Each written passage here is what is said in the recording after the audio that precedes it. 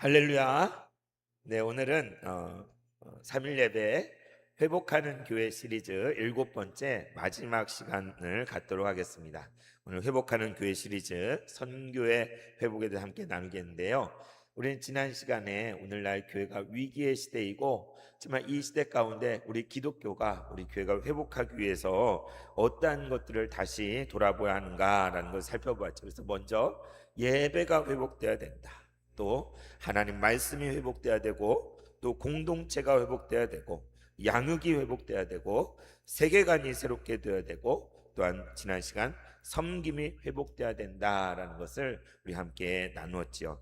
그 말씀을 들으면서 우리 자신을 비춰보고 우리 교회를 대입해 볼 수 있어야 되겠습니다. 정말 우리 교회가 온전히 회복되기 위해서 더욱 절실하고 필요한 것이 무엇인가? 앞서 말한 그 모든 것들이 다 해당이 되겠죠. 우리 예배가 진정으로 부흥이 일어나고 살아있는 말씀이 우리 가운데 역사하고 공동체가 살아나며 가르치고 배우고 정말 바른 관점으로 세상을 품고 또 이웃을 섬기는 그런 교회가 되어야 될 것입니다. 이제 마지막 시간으로 이제 회복하는 교회 시리즈 일곱 번째 시간 선교의 회복에 대해서 함께 나누고자 합니다. 우리 세봉천교회도 이전에 선교를 많이 했었죠, 그죠? 선교사님도 많이 섬기고 선교를 많이 했었는데, 지난날 우리 한국교회 하나님께 큰 부흥과 축복을 주셔서 정말 많은 선교를 했었습니다. 정말 세계 복음화를 위해서 정말 거의 이 땅에 있는 거의 모든 나라의 선교사님들이 파송이 되고 복음을 증거하는 그런 놀라운 역사가, 그리고 이전에는 외국 나가는 것도 쉽지 않았죠. 그런데 수많은 청년들, 또 성인들, 또 어린아이들이 팀을 만들어서 비전 트립, 아웃리치, 또 선교 여행으로, 또 단기 선교로 인생의 어느 시기를 헌신하여서 하나님께 드리는 그런 놀라운 역사들이 있었죠. 그래서 선교적으로 부흥하는 그런 지난 날이 있었는데, 그런데 어느덧 시간이 지나가면서 우리 교회들이 점점 약하여지고 좀 어려움을 겪게 되면서 예전보다 선교의 열정이 많이 식고 줄어든 것 같습니다.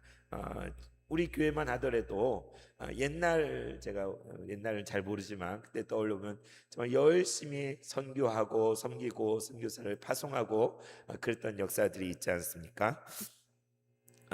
정말 여기 제 들어보니까 베트남에도 선교를 가고 필리핀에도 선교를 가고, 오늘 특별히 우리 민지하고 연지가 3일 예배 가운데 왔는데, 옛날 박정인 권사님이 손녀딸인 민지를 데리고 선교지를 갔던 이야기를 또 하시더라고요. 손녀딸을 데리고 선교지까지 가는 그랬던 것을 이야기하는데, 여러분도 다 지난날 복음을 들고 나아가 섬겼던, 그리고 그랬던 기억들이 있을 것입니다. 저도 돌이켜 보면 선교라는 걸 처음 접한 것이 대학 2학년 때 처음으로 학교에서 팀을 짜서 태국에 해외 단기 선교를 간 것이 처음 경험이었던 것 같습니다. 참 두렵고 떨리고, 외국에 나간다는 것, 그리고 밖에 나가서 타문화권에 가서 복음을 전한다는 것, 참 염려도 많이, 걱정도 많이 됐는데, 하나님께서 인도하셔서 대학 2학년 때 처음으로 선교를 나갔는데, 그 이후로 거의 매년 청년 시절에 태국을 가고, 또 일본 선교를 가고, 또 중국에는 5번이나 갔던 것 같아요. 그래서 그렇게 선교하는 일에 같이 나가게 되고, 또 신학생이 되어서 이제 사역의 길로 들어서서는 몽골 선교도 가고, 저 인도네시아도 가고, 베트남, 또 필리핀도 가게 되고, 그리고 제가 아주 어릴 때 그런 헌신을 서약을 했어요. 하나님, 제가 적어도 1년을 하나님께 선교로 드리겠습니다. 어린 마음에 막 앞에서 인도하시는 분이 1년이든 얼마든 이렇게 드렸으라면 손을 들으라고 막 그러는데, 분위기 그래서 손을 번쩍 들었던 기억. 그런데 그걸 잊고 살았는데, 이제 신학교를 다니던 시절에 견습 선교라는 게 있습니다. 그래서 그걸 지원해 가지고 1년 동안 중국의 동북 지방에, 북한과 인접한 그 동북 지역의 총회 파송으로 견습 선교사로 가서 그 땅에서 섬기는 그런 시간도 가질 수 있었죠. 또 이전에 여기 오기 전에 제가 주님의 교회에 있었는데 거기에서는 특별히 통일 선교 사역을 왕성하게 했어요. 근데 그 사역을 제가 전담을 해서 4년 동안 통일 선교 사역 여러 가지 다양한 하나원도 가고 뭐 탈북자들도 돕고 탈북 청년들하고 예배도 드리고 또 탈북자들 구출하는 일도 하고 그런 여러 다양한 그런 많은 사역들을 할 수 있는 그런 기회가 있었습니다.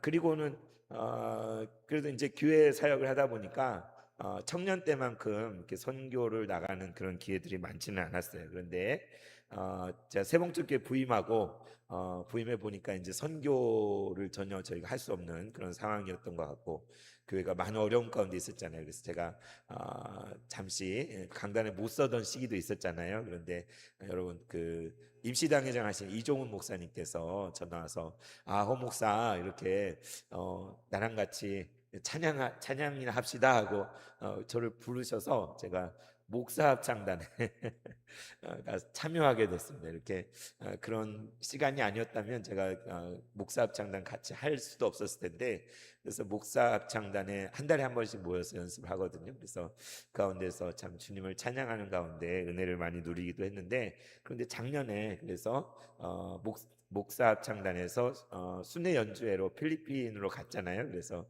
제가 저희 성도님들을 대표해서 제가 목사 합창단으로 다녀오겠습니다 하고 다녀왔던 기억이 있는데 정말 오랜만에 다른 나라에 가서 물론 합창단으로 이렇게 갔지만 선교지잖아요. 선교지가 선교사님을 만나고 그 땅에 가니까 제 안에 그 그동안 잠재돼 있던 것들이 그런 열정과 그런 피가 막 끓어오르는 거예요.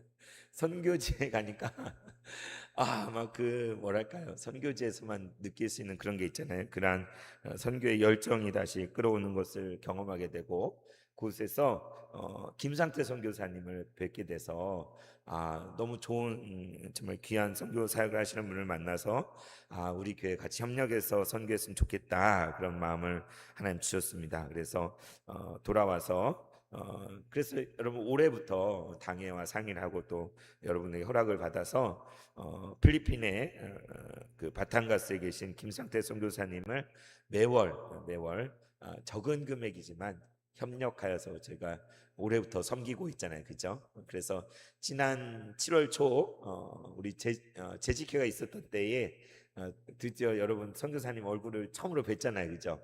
그냥 이야기로만 듣고 그런 분이 계신다고 기도하셨는데 기도 편지가 저희 게시판에 있어서 보시겠지만 김상태 선교사님이 시간을 내서 직접 오셔서 저희 그 인사하는 시간을 가졌는데 하필이면 그날 재직회가 있었어요, 그죠? 그래서 저희 재직회를 다 하고 재직회 말미에 이렇게 잠깐 앞에 나오셔서 인사하고 소개하는 시간을 가졌는데 그러니까 참 그럴 기회가 없는데 선교사가 다른 교회 재직회를 참석할 일이 없잖아요. 근데 참석해서 보니까 저희 재정 보고하는 걸 다 들은 거예요, 그죠?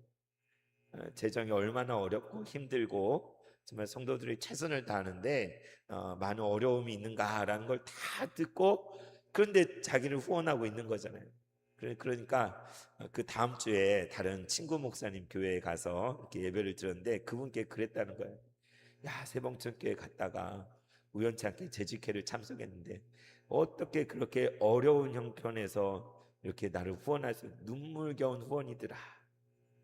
그냥 뭐 재정이 남아 돌아서 이렇게 선교 후원을 하는 게 아니라 정말 어려움과 어려움이 많이 있는데도 불구하고 선교를 하겠다고 이렇게 후원하는 게 정말 눈물겨운 그게 귀한 과거의 두렵돈과 같다 그런 마음을 참 느꼈다라고 이야기를 했다는 얘기를 그 친구 목사님께 들었습니다. 그래서 참 이렇게 귀한 선교사님을 만난 게 너무 감사한 것 같아요. 그래서 지난 주일날 말씀드린 대로 저에게도 감동이 있어서 앞으로 협력하고 있지만 우리가 더 잘 섬기고 또 선교를 더 해나가기 위해서 작년에는 합창으로 간 거잖아요. 그런데 다음 주에 제가 이제 휴가 일정인데 그 시간을 빌어서 선교사님 계신 곳에 다녀오기로 했습니다. 가족과 함께 같이 가서 선교 사역도 돌아보고 또 뭐 바포 사역이나 그런 여러 가지 것들도 섬기고 이렇게 다녀올 수 있는 그런 마음을 또 주셨어요. 그래서 먼저 또 제가 가서 잘 헤아려 보고 또 우리 내년이나 내후년에 정말 그곳에 직접 우리 성도님들과 함께 또 팀을 짜서 비전 트리를 가면 참 좋겠다 그런 생각을 하게 되었습니다. 그래서 오늘 우리 교회가 제가 부임했을 때 선교를 거의 못 하고 있었어요. 그런데 타문화권을 복음을 전하는 걸 선교라고 그러고 같은 문화권 안에 전하는 걸 전도라고 보통 이야기하잖아요. 그런데 이제 또 모두 통칭해서 선교라고 말할 수 있는데 우리 교회가 선교를 회복해야 되는 그러한 상황에 있고 그것을 위해서 조금씩 우리가 드리고 있고 또 그렇게 헌신하려고 애쓰고 있는데 그래서 오늘 선교의 헌신에 대해서 함께 잠시 나누고자 합니다. 여러분 미시오 데이 저번에 나눈 적 있죠. 미시오 데이가 무슨 말이에요? 미시오는 선교란 말이고 데이는 하나님의, 그래서 미시오 데이는 하나님의 선교라는 뜻이잖아요. 그죠? 그래서 이 선교라는 것은 교회 안에서 이렇게 이러저런 걸 하다가 그 가운데 이제 뭐 좀 외부로도 뭘 해봐야지 해서 하는 그런 단순한 그런 사업이 아니라 어쩌면 본질적인 거예요. 선교는 교회에게 있어서 본질적인 거예요. 이 선교는 어떤 그냥 좀 뭐 단순한 사업으로 할 수 있는 게 아니라 하나님의 마음을 품고 정말 교회의 진정한 본질을 되찾는 성령의 역사로만 가능한 것이 바로 선교인 것이죠. 이 선교야말로 교회가 존재하는 본질적인 이유예요. 교회의 존재 이유가 바로 선교라고 교회의 존재 이유가 예배라고 말할 수 있고 또 교회의 존재 이유가 선교라고 말할 수 있는 것이죠. 그래서 오순절 성령 강림했을 때 어떤 일이 벌어졌어요? 사람들이 다 성령 충만하여 뛰어나가서 복음을 증거했잖아요. 여러 나라 말로 각종 방언으로 하나님의 하신 크신 일을 증거했잖아요. 그래서 교회의 탄생과 더불어 교회가 한 일은 복음을 전하는 일이었어요. 선교하는 일이었어요. 그래서 오직 성령이 너에게 임하시면 너희가 권능을 받고 예루살렘과 온 유대와 사마리아 땅끝까지 이르러 내 증인이 되리라. 주님 말씀하신 대로 교회는 그냥 고여있는 교회가 아니라 그냥 모여만 있는 교회가 아니라 보냄을 받는 교회, 흩어지는 교회, 온 세상에 나아가서 예루살렘과 온 유대와 사마리아 땅끝까지 나아가 복음을 전하는 것이 가장 절대적인 사명이고 교회의 존재 이유인 것이죠. 그래서 우리 교회 가운데 선교, 복음 증거하는 일들이 온전히 회복돼야 되는 줄로 믿습니다. 지난 주일에도 나눴지만 지난 토요일 날 또 우리 에스더 전도로 그 뜨거운 날씨에 나와서 복음을 전할 때 너무 기쁘고 하나님 나라가 임하는 하나님의 큰 위로와 담대함을 주셔가지고 큰 기쁨이 있었잖아요. 그런 것처럼 정말 우리는 복음을 전하고 또 먼 나라에까지 나아가 선교하는 그런 일에 헌신되어야 되는 것이 마땅한 일인데, 그래서 우리가 헌금하는 가운데서도 목적 헌금 중에 어떤 헌금이 있어요? 선교 헌금이 있잖아요. 그죠? 선교 헌금. 국내 선교 또 해외 선교를 위해 이것을 사용해 주십시오라고 구별해서 드리는 선교의 헌금이 있습니다. 그래서 선교의 회복을 위해서 몇 가지를 먼저 이야기하면, 선교의 주체가 누구냐? 바로 하나님이신데 바로 그것을 회복해야 된다는 것이죠. 선교를 우리 사람들이 하잖아요. 교회가 하고 성도들이 하니까 우리가 마치 교회가 주체라고 생각하기가 쉬워요. 그러나 이 선교를 처음부터 계획하시고 명하시고 이루어 가시고 그것을 성취하시는 분은 바로 하나님. 선교에 있어서도 하나님의 주권 가운데 있는 거예요.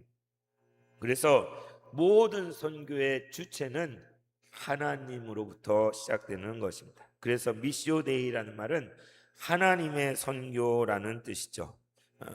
그래서 하나님께서 행하시고 이루시는 그 선교 가운데 그것을 교회를 통하여 또 성도들을 통하여 하나님께서 그것을 이루어 가시는 것이죠. 지난주에 우리가 마가복음 말씀을 보았을 때도 예수님께서 12제자를 부르시고 그들에게 더러운 귀신을 쫓아내는 권능을 주시고 그들을 둘씩 둘씩 짝을 지어 보내셨잖아요. 그죠? 온 사방으로, 온 마을과 마을로 제자들을 보내셨어요. 그래서 회개의 복음을 전파하게 하시고 더러운 귀신들을 쫓아내게 하시고 또 그들 가운데 기름을 발라 병든 자들의 고침을 받게 하는 하나님의 나라가 임하는 놀라운 역사를 이루게 주님께서 하셨잖아요. 그런 것처럼 선교는 주님이 부르시고 주님이 보내시는 거예요. 하나님께서 선교를 이끌어 가시는 것입니다. 그래서 우리는 어떻게 하는 것이냐? 그 선교를 이루시는 하나님의 뜻을 구하고 그 뜻 앞에 겸손한 마음으로 순종하며 동참하는 거예요. 이해가시죠? 우리가 선교의 주체가 아니에요. 우리가 막 선교를 계획하고 이루어가고 결정하고 이런 것이 아니라 하나님께서 모든 선교를 계획하시고 이끌어 가시고 성령의 역사로 말미암아서만 참된 선교가 이루어지는 거예요. 그래서 선교 가운데서도 많은 시행착오가 있고 실수가 있고 지난날 역사 속에서 어땠습니까? 제국주의와 선교사 같이 갔잖아요. 그죠? 역사 속에 제국주의 침략의 앞잡이로 기독교가 제국주의를 하려고 그런 건 아니었는데 복음을 증거하는 그 길에 제국주의가 같이 가다 보니까 많은 폐해가 있고 어려움들이 있었어요. 때로는 선교를 십자군 전쟁과 같은 방법으로 사람을 죽이고 무력으로 강제로 개종을 시키려고 하는 그러한 방식으로 했던 것, 그런 것들은 바람직한 선교가 아니죠. 그래서 우리는 처음 시작부터 끝까지 하나님께서 이끄시고 인도하시는 그 선교에 우리가 순종하는 마음으로 우리 자신을 드리며 동참하며 그럴 때에 하나님의 행하시는 것을 우리가 보게 됩니다. 우리가 한 것을 보는 게 아니라 우리가 어디에 뭐 교회를 개척하고 뭐 교회를 세우고 뭐하고 얘기할 수 있어요. 그러나 그 모든 것은 하나님의 섭리와 뜻 가운데 이루어지는 선교이지 우리 자신의 선교가 아니라는 것이죠. 이것을 먼저 우리가 가장 기본적으로 정립을 해야 됩니다. 두 번째, 무엇이 회복되어야 되느냐? 우리가 바로 우리 믿는 그리스도인이 우리 세봉천 교회가 바로 선교적 존재라는 것을 회복해야 된다. 이미 말씀을 드렸지만 우리는 선교하도록 부름받은 사람들이에요. 우리가 그렇게 생각하죠. 어떤 대단한 믿음 있는 사람들만, 대단한 은사가 있고 헌신 있는 사람들만 이 선교를 감당하고 나아가고 그러한 사람들의 전유물이다라고 우리가 오해하기가 쉽습니다. 그러나 이 선교라는 것은 어떤 특별한 몇몇 사람만이 하는 선교가 아니라 부름받은 모든 성도의 소명이에요. 우리 모두가 선교의 부르심을 받았고 우리 모두가 선교적인 존재로 이 자리에 있는 것입니다. 이것을 우리가 다시 깨달아야 되는 것이죠. 그러니까 우리가 자칫 나는 그냥 여기 교회에 있고 먼 나라에 가서 열심히 수고하는 선교사님만 선교를 하고 나는 그냥 좀 기도로 돕고 후원만 좀 하고 그렇게 생각하기가 쉬워요. 근데 그게 아니라 기도를 하건 물질적인 후원을 하든 정말 그 모든 것 가운데 우리가 가든지 보내든지 모든 사람이 선교의 모든 성도가 이 선교로 부르심을 받았다는 거예요. 그래서 다시 말하면 우리가 지금 당장 뭐 필리핀이나 아프리카나 그런 나라에 가서 선교하고 있지 않다 하더라도 우리가 지금 살고 있고 발 딛고 있는 우리 주의 모든 곳이 사실은 어떤 현장이에요? 선교의 현장이라는 것이죠. 여러분이 살아가는 삶의 모든 여러분 주변의 그 모든 환경이 모두 복음을 증거하기 위한 영혼을 구원하기 위한 그런 선교의 현장이라는 것을 우리가 기억해야 된다는 것입니다. 오늘날 옛날에는 외국에 나가야 외국인들 만났잖아요. 그런데 오늘날 외국인들이 수없이 많이 우리나라로 일하러 찾아오고 공부하러 찾아오고 여행하러 찾아오고 올 전반기에만 우리나라의 외국인 관광객이 1,000만 명이 왔대요. 1,000만 명. 뉴스를 보니까 천만 명의 관광객이 와서 종로며 뭐 부산이며 어디며 온갖 곳에 외국인들로 넘쳐나고 있어요. 그러니까 어디 뭐 비행기 타고 먼 나라에 가서만 외국 사람들 만날 수 있는 게 아니라 여러분 길거리 가다 보면 많이 뭐 외국 사람들 많이 보잖아요, 그죠? 그런 것처럼 꼭 외국 사람뿐만 아니라 우리 주의 모든 곳이 선교의 현장이고 우리 모두는 선교적 존재로 소명 부르심을 받았기 때문에 우리의 삶을 통하여서 이 복음을 증거하고 선교를 위해서 하나님 나라를 이루는 존재로서 매 순간 우리가 깨어 있고 그렇게 살아가야 된다는 것이죠. 그래서 어떤 특정한 시간, 특정한 장소에서만 우리가 선교를 한다. 물론 그렇게도 이야기할 수 있겠지만 모든 시간, 모든 장소가 우리가 선교를 하는 그런 장인 거예요. 그래서 오늘 하루 살았잖아요. 또 내일 또 날이 밝으면 새날을 살아갈 텐데 우리가 살아간 모든 현장에서 우리는 복음으로 살아내야 되고 그리스도의 향기를 발해야 되고 그리스도의 편지의 역할을 감당해야 되고 선교적 존재로서 우리는 살아내야 된다는 것입니다. 어떤 특정한 사람들만 하는 그들에게만 맡겨진 것이 선교가 아니라는 것이죠. 세 번째로 선교 회복을 위해서 어떤 식의 어떤 방식의 선교를 해야 되느냐? 성육신적인 방식으로 선교를 해야 된다. 성육신 영어로 한 뭐예요? 인카네이션. 말씀이 육신이 된 예수님께서 우리와 같은 인간의 모습으로 이 땅에 오신 것이 바로 성육신이잖아요.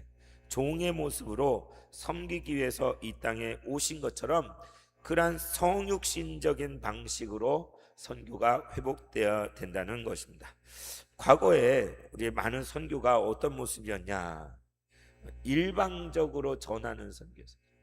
주입식 교육 있잖아요. 주입식 교육 있는 것처럼 일방적으로 우리보다 못 사는 나라에 가서 어려운 나라, 가난한 나라에 가서 우리는 조금 더 부자하고 가진 게 많고 문화적으로 발달했다는 그런 것을 배경으로 해서 그러한 곳에 가서 일방적으로 선교를 하고 시혜적으로 그러니까 뭔가 큰 뭐 이렇게 뭔가를 많이 베푸는 식으로 큰 은혜를 끼치는 식으로 물론 선교하는 가운데 가서 많은 물질을 드리고 또 돕고 그들 정말 삶을 개선될 수 있도록 뭐 병원이며 학교며 그런 여러 가지 것들을 원래 기독교 선교 가운데 같이 하죠. 그렇지 나쁘다는 것이 아니라 우리가 어쩌면 선교하는 가운데 조금은 시혜적이고 일방적인 차원의 선교를 해왔는데 그런 모습을 지향해야 된다는 것이죠. 앞서 말한 것처럼 기독교 복음이 제국주의 앞잡이 노릇을 한 적이 있었잖아요. 그렇죠? 제국주의 물결, 서양의 제국주의 물결의 앞잡이로서 그래서 전에도 말씀했지만 중국에 처음 복음이 들어갔을 때 중국 사람들이 복음을 안 받아들이는 거예요. 서양 귀신이라고 얘기하는 거예요. 왜 그래요? 중국을 침략하는 제국주의 세력과 함께 뭐 미국, 영국, 프랑스 당시 독일 제국주의였잖아요. 그 당시 그런 사람들과 함께 선교사가 들어가다 보니까 문화적인 침략이 자신의 전통을 깨뜨리는 그러한 서양 귀신으로 여겨지는 그러한 일방적으로 되어져 그러한 선교를 할 때 바람직하지 않다는 예수님의 방식은 무엇입니까? 예수님께서는 낮은 곳으로 내려오셔서 종의 형체를 가져 섬기시고 자신을 아낌없이 내어주는 그러한 성육신의 모습을 보여주신 분이 예수님이잖아요. 이 땅에 계실 때 사람을 차별하지 않고 누구든지 그 앞에 나오는 데는 다 고침을 받고 친구가 되어주는 방식. 참된 친구. 여러분 친구는 어떤 친구? 친구는 정말 마음을 나눌 수 있는 가까이 두어서 함께하는 그게 친구가 아닙니까? 바로 친구가 되어주는 방식이 바로 성육신적인 선교인 것이죠. 제가 전에 한번 말씀드린 있는지 모르지만 그 중국에 가서 저는 이제 라오스 선생님이라는 뜻인데 라오스라고 불렸어요. 근데 거기 있으면서 나름 막 애를 썼던 것 같아요. 막 이렇게 정말 친구가 되려고 중국에 있는 사람들과 친구가 되고 그들에게 정말 진정으로 마음을 나누는 사람이 되려고 애를 많이 썼던 것 같아요. 그런데 1년이 다 돼가고 이제 떠나오기 얼마 남았을 때 거기 있는 조선족 이제 그 신학교에 있는 조선족 전도사님이 저한테 그런 거예요. 슐하우스 그러면서 사람들이 슐하우스는 한국 사람 같지 않답니다.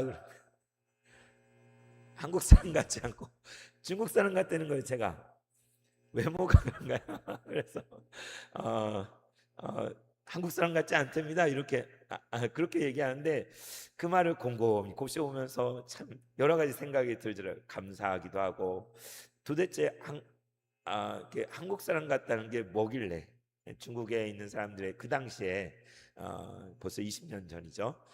한국 사람들이 어떤 모습으로 중국 사람들에게 비춰졌길래 어, 이렇게 한국 사람 같지 않다는 게 칭찬으로 들릴까? 그냥 자기들과 똑같은 중국 사람 같이 보인다는 게 칭찬으로 들릴까? 그런 생각을 해보겠습니다. 제가 조금은 정말 친구가 되려고 했던 것들을 조금은 이루었나 보다라고 스스로 위안을 할 수 있었던 것 같습니다. 그래서 성육신적인 설교, 그러니까 정말 낮은 자리로 함께 내려가서 그들과 함께 하고자 하는 그런 마음으로 선교를 해야 된다는 것이죠. 그래서 그 제가 이제 다음 주에 필리핀 가지만 그 나라에 단기 선교를 가더라도 제가 뭐 팀하고 같이 뭐 하든 그 나라 말을 조금이라도 하려고 무지 애를 썼던 것 같아요. 그 나라 말로 된 찬양을 부르고 그 나라 말 거기 가면 이제 통역을 해줄 수 있는 누군가 있으면 몇 마디 말들을 물어봐서 하나님 당신을 사랑하십니다. 몇 말들 이렇게 조합을 해보면 단어들을 붙이면 문장이 만들어져요.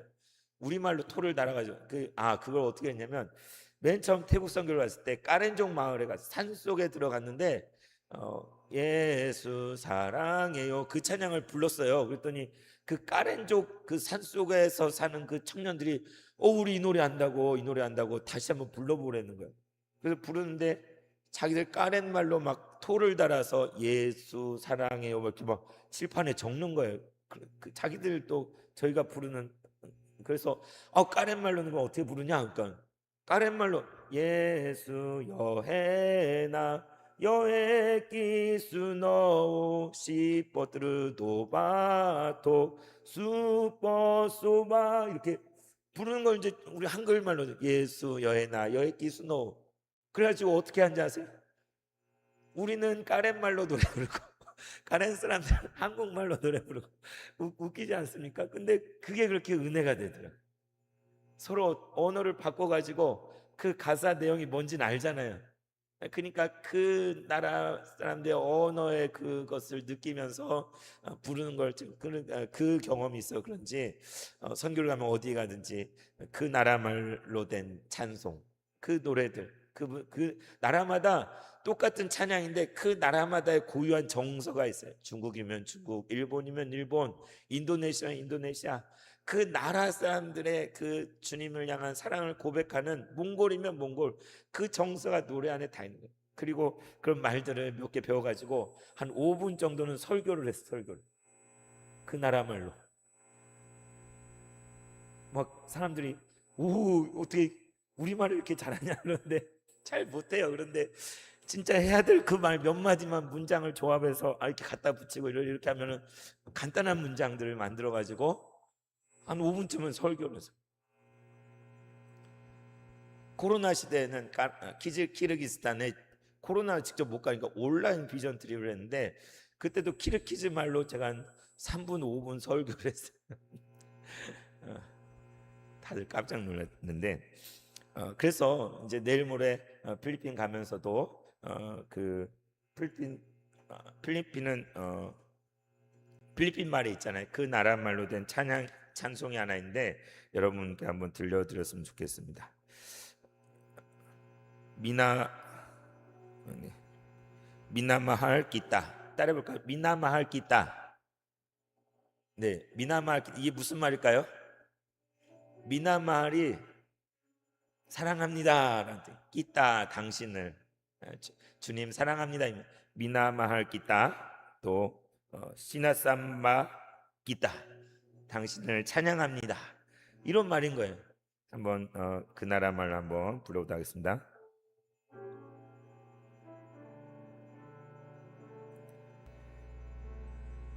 네, 네, 다시 한번 하겠습니다. 미나말 기타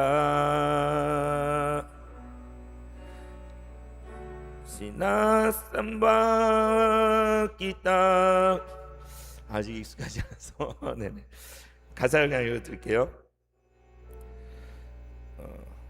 사킹 부하이 이까우 앙락비 갈 까출루칸 미나마할 시나삼바 기타, 이런 가사로 되어 있는 노래인데, 당신을 사랑합니다, 당신을 찬양합니다, 이런 가사인 거죠. 그래서 연습을 해야지, 연습. 그래서 노래를 부르면서 연습을 해서 가서 부르려고 합니다. 그래서 네. 그래서 아직 연습이 좀 덜 됐는데 이렇게 그 나라 그 나라 말을 준비해서 나아간 것. 그러니까 이전에 100여 년 전에 이 땅에 온 선교사들이 우리 조선말을 배우는 게 얼마나 힘들었겠습니까? 조선말을 이렇게 한글은 배우기가 쉬운데 우리 말은 배우는 게 정말 어려운데, 그 말을 배워가지고 복음을 전했죠. 복음을. 서양 파란 눈에 노란 머리의 서양 사람들이 우리와 똑같은 말을 하면서 그 말하면서 복음을 전했어요. 그래서 그런 것처럼 선교는 성육신적인 방식으로 이루어져야 된다. 다음 네 번째로, 선교에 있어서 복음의 순수성과 능력을 회복해야 된다는 것이죠. 선교를 여러 세속적인 방식, 프로그램을 의지하지 않고 십자가의 능력을 의지하여서 나아가야 될 뿐만 아니라 기도를 통하여 성령의 역사 가운데 이루어지는 그러한 선교가 되어야 한다라는 것을 함께 나누기 원합니다. 그래서 오늘 우리가 읽었던 디모데후서 4장 1절에서 5절을 보면 바울, 사도로 보냄을 받은 예수 그리스도의 종인 바울의 마지막 유언과 같은 말씀이 디모데후서죠.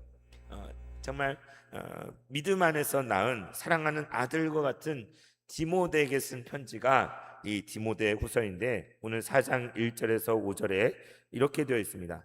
하나님 앞과 살아있는 자와 죽은 자를 심판하신 그리스도 예수 앞에서, 그러니까 우리의 삶은 하나님 앞에서 그리고 그리스도 예수 앞에서의 삶인데, 그 예수는 어떤 분이냐? 살아있는 자와 죽은 자를 심판하실 분. 예수님 다시 오셔서 살아있는 자와 죽은 자를 심판하시리라. 우리 신앙 고백 가운데 늘 하는 고백이잖아요. 바로 그 예수 그리스도 앞에서 그가 나타나실 것과 그의 나라를 두고 엄히 명하노니, 그러니까 예수님께서 다시 이 땅에 오실 것과 그의 나라가 이루어질 것을 두고 엄히 명령하는데, 무엇을 명령하느냐? 디모데에게 이제 선한 싸움을 다 마치고 이제 달려갈 길을 타간 바울이 디모데에 무엇을 명하냐 하면, 너는 말씀을 전파하라. 때를 얻든지 못 얻든지, in season, out of season, 때를 얻든지 못 얻든지 말씀을 전파하라, 복음을 전파하라, 선교를 하라는 거죠. 항상 범사에 오래 참과 가르침으로 경책하며 경계하며 권하라라고 말하는 것이죠. 그러니까 이 선교는 형편이 좋을 때 하고 안 좋을 때 안 하고가 아니라, 때를 얻든지 못 얻든지, 흉한 때든지 길한 때든지, 우리가 할 만한 때든지 하기 어려운 때든지, 우리는 이 때를 얻든지 못 얻든지 말씀을 전파하는 일, 복음을 전하는 일, 선교하는 일을 멈춰서는 안 된다는 것이죠. 3절 4절은 때가 이를 것이다. 앞날을 내다보며 바울은 이렇게 얘기합니다. 때가 이를 것인데 어떤 때가 오느냐? 사람들이 바른 교훈을 받지 않고 귀가 가려워서 자기의 사욕을 따를 스승을 많이 두고, 또 그 귀를 진리에서 돌이켜 허탄한 이야기를 따르리라. 그런 때가 올 거라는 거야. 사람들이 이 복음의 소식, 이 바른 교훈을 받아야 되는데 이것을 거절하고 듣기를 거절하고 귀를 가리고 자신의 사욕을 따를 스승들을 많이 두고, 오늘날 세상이 그렇지 않습니까?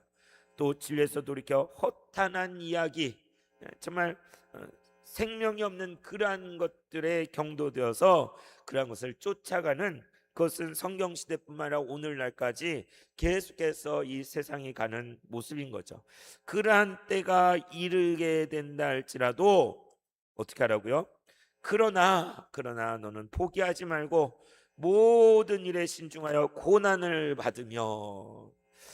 참, 어떻게 너무나 사랑하는 아들 같은 디모데에게 고난을 받을, 고난을, 복음을 전하는, 선교하며 말씀을 증거하는 가운데, 그런 악한 시대 가운데 고난을 자처하며 전도자의 일을 하며 너의 직무를 다하여라 라고 바울은 아들과 같은 디모데에게 권면을 하고 있습니다.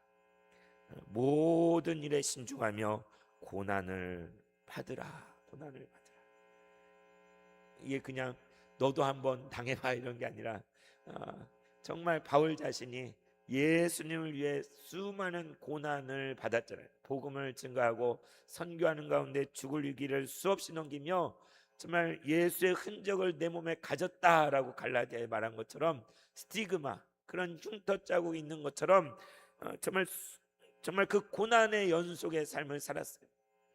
정말 내가 이만큼 고생하면 됐지 너는 좀 편히 살았으면 좋겠다, 이게 부모의 마음이잖아요. 그런데 바울은 사랑하는 디모데에게 모든 일에 신중하며 고난을 받아라, 고난을 받아라 라고 말하고, 예수님께서 자기 십자가를 지고 나를 따르라 라고 말씀하신 것처럼, 그래서 전도자의 일을 감당하는 것은 고난받는 일이에요.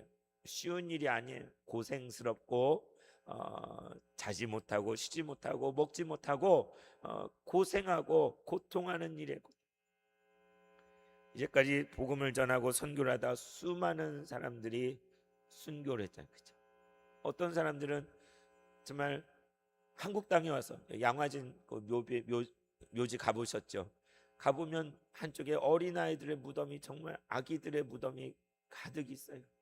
어떤 선교사는 정말 큰 그 부르심을 따라 큰 포부를 가지고 정말 순종하는 마음으로 먼 이국 땅에서 한국에 왔는데 채 꽃도 피워보지 못하고 한두 달 만에 전염병에, 풍토병에 걸려가지고 죽는 경우도 있어요. 이게 얼마나 어처구니 없는 일이고 정말 희생입니까? 그러나 그럼에도 불구하고 그러한 헌신, 그러한 희생, 그러한 고난을 통하여서 이 땅에 복음이 들어오고 생명과 구원의 역사가 일어나게 된 것이죠. 그래서 바로 이 말을 하는 것이 바로 바울 자신이 걸어왔던 삶이요, 그가 믿는 이 땅에 오신 우리 주님 예수님이 걸어가신 그 삶이기 때문에 그것을 디모데에게도 지금 권하고 있는 것이죠. 마찬가지로 저 여러분에게도 이러한 선교의 자리로 우리는 초대를 받고 있는 것입니다. 예수님께서 오직 성령이 너에게 임하시면 너희가 권능을 받게 될 것이다. 그때에 예루살렘과 온 유대와 사마리아 땅끝까지 이르러 나의 증인이 되라 말씀하셨는데, 그 땅끝은 어디겠습니까? 먼저 첫째로는 지리적으로 가장 멀리 있는 곳이 땅끝이겠죠, 그죠? 우리 어떤 미전도 종족이나 어떤 정글이나 사막에 사는 어떤 미개한 족속들, 그러한 사람들이 사는 곳이 땅끝이라고 말할 수 있을 거죠. 그러나 또 달리 생각하면 구속사적인 관점에서는 저 백투 예루살렘이 땅끝이라고도 할 수 있어요. 그런데 또 세 번째로 우리 민족적인 관점에서는 우리 바로 위에 있는 북한 땅, 바로 저기가 우리에게는 특별한 의미로서의 또 다른 땅끝일 수 있는 것이죠. 더 나아가서 내가 서 있는 이곳이 바로 땅끝인 것입니다. 땅끝이 바로 우리 코앞에 이제는 펼쳐져 있는 것입니다. 주님의 그 부르심을 따라서, 주님의 그 보내심을 따라서 주여 내가 여기 있습니다, 나를 보내소서, 이사야 고백했던 것처럼 우리의 삶이 선교적인 삶으로 회복되어지고 하나님이 행하신 그 놀라운 선교에 우리가 동참하여서 성육신의 방식을 통하여 복음의 능력이 나타나는 그러한 우리 세봉천교회가 되기를 진심으로 축원합니다. 찬송가 516장 부르고 기도하겠습니다.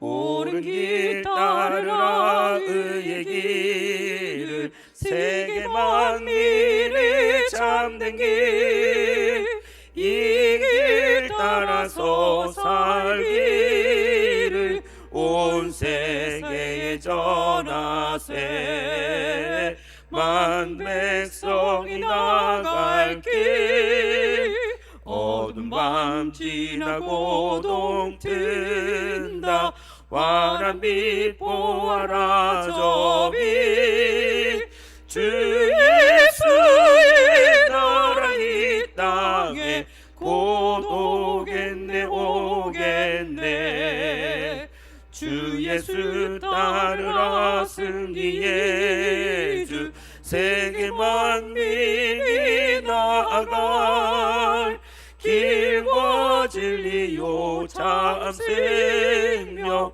내 창검을 부수고 다 따르라 화평왕 어두운 밤 지나서 동튼다 환한 빛 보아라 저 빛 주 예수의 나라 이 땅에 곧 오겠네 오겠네 놀라운 이 소식 알리어라 세계 만민을 구하려 내 주 예수를 보내신 참 사랑의 하나님 만 백성이 따를 길 어두운 밤 지나고 동튼다 환한 빛 보아라 저 빛 주 예수의 나라 이 땅에 곧 오겠네 오겠네 고난 일에 치고 찾아온 길 많은 백성을 구한 길 모두 나와서 믿으면 온 세상이 마침내 이 진리에 살겠네 어두운 밤 지나고 동튼다 환한 빛 보아라 저 빛 주 예수의 나라 이 땅에 곧 오겠네 오겠네 하나님 아버지 주님의 말씀을 들으며 너희는 말씀을 전파하라 때를 얻든지 못 얻든지 더욱 힘쓰라 말씀하시는 하나님 아버지 우리 교회 가운데 우리의 삶 가운데 선교가 온전히 회복되게 하여 주시고 교회의 본질을 회복하게 하여 주시고 우리의 부르심을 다시 회복하게 하여 주시옵소서 하나님의 선교에 동참하는 우리 모두가 되게 하여 주시고 진정으로 성육신적인 방식으로 선교적인 존재가 되어서 하나님의 능력을 덧입어 나아가 이 땅 가운데 복음을 전파하며 잃어버린 영혼을 주님께로 인도하는 우리의 삶이 되기를 소원하오니 주 역사하여 주시옵소서 저 멀리 필리핀에서 귀한 사역을 감당한 선교사님을 기름 부어 주시고 그 사역을 통하여 잃어버린 영혼들이 돌아오게 하여 주시며 하나님의 나라 곳에 가득 임할 수 있도록 주 역사하여 주시옵소서 이 모든 말씀 우리를 부르시고 보내시는 우리 주 예수 그리스도의 이름 받들어 간절히 기도드리옵나이다. 아멘.